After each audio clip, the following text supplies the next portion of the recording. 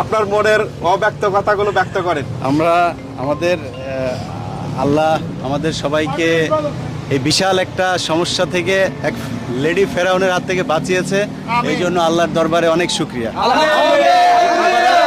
ঈদ মোবারক, ঈদ মোবারক। আর কোনো কিছু আর একটুখানি শেয়ার করেন ভাই, এই অল্পতে আমরা খুশি না। আপনি অনেক কষ্ট করেছেন বছরের পর বছর। সবাই কষ্ট করছে ভাই। এই যে কিছুক্ষণ আগে সংসদ ভবনের ভিতরে গণকবর পাওয়া গেছে, আরো কোথায় কোথায় গণকবর আছে আমরা জানি না। কত হাজার মানুষ মারা গেছে এটা আমরা তো জানি না। অতএব আমাদের এখনো এই যে যেটা বলছেন যে কত মানুষের জীবনের বিনিময়ে স্বাধীনতাটা এসে আমরা জানি না, এখনো আমরা নিশ্চিত না। এখনো অনেক আপনার চ্যানেল অনেকে দেখে একটা কথা বলে দেই, সেটা হচ্ছে যে অনেক জায়গাতে এই আওয়ামী লীগ এবং রয়ের যে গোয়েন্দা সংস্থা আছে তারা সংখ্যালঘুদের বাড়ি ঘরে হামলা চালায় তারপরে এই মুসলমানদের উপরে দোষ দেওয়ার একটা চেষ্টা করতে পারে। সো আমি বলবো যে মুসলমানদের এলাকায় যেসব সংখ্যালঘু আছে আপনারা প্রয়োজনে তাদের বাড়িঘর তাদের মন্দিরগুলো পাহারা দিবেন। যদি আওয়ামী লীগ কলেজ যা মনে চায় তাই করেন। আরেকটা বিষয়, আমাদের কি এখনো রেমিটেন্স পাঠানোর সময় আসছে না আরো দেরি করতে হবে? না, অবশ্যই না, এখন তো পাঠাইতে হবে, এখন তো আমাদের দেশ করতে হবে। চোর মুক্ত হয়েছে বাংলাদেশ, চোর মুক্ত হয়েছে। এখন আমরা মুক্ত হয়েছে, কিন্তু উনি যে সেনাবাহিনী রেখে গেছে ওনাদের রয়্যাল এজেন্ট কেসে আছে কিনা আমরা জানি না। এখন কি আরো কি দেরি করা উচিত? এগুলি নিয়ে এখনো এগুলি বলার সময় আসে নাই, সময় আসুক তারপরে ইনশাআল্লাহ বলবো। Thank you so much. আনন্দের মধ্যে আছি, ঈদ মোবারক, ঈদ কাটাইতেছি আমরা।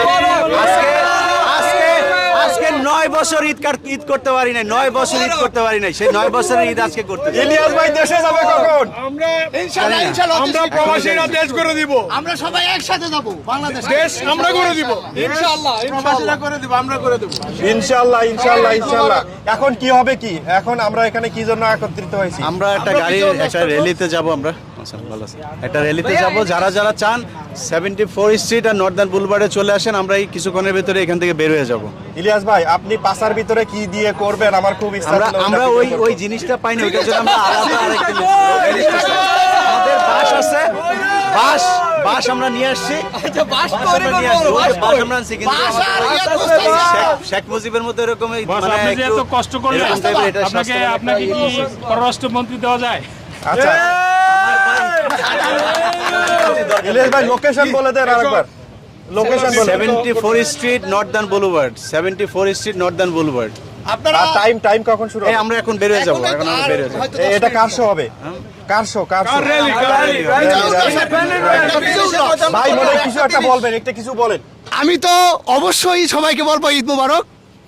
আর আমাদের যুদ্ধ কিন্তু এখনো শেষ হয় নাই।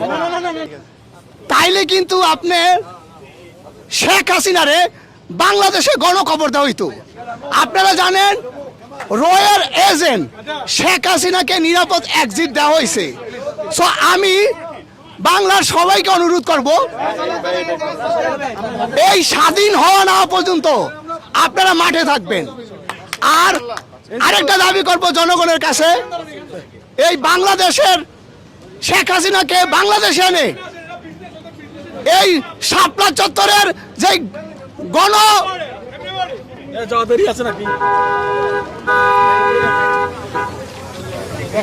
শাপলা চত্বরে যে গণহত্যা হয়েছে, আর এই বছর 2000 জুলাইতে যে গণহত্যা হয়েছে, এর বিচার হবে, এর বিচার করতে হবে।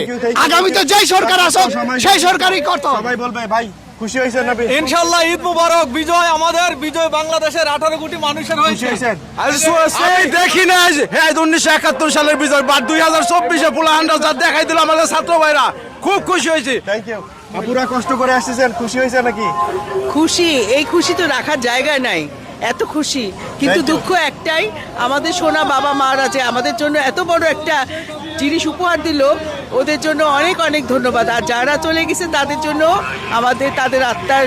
দেখি আমাদের আরেকজন আপু আছে, খুশি হয়েছেন কিনা? খুশি, আমাদের দেশ নতুন করে স্বাধীন হয়েছে, এটা শুধু বলতে চাই আমাদের ছেলেরা পারে। Thank you so much.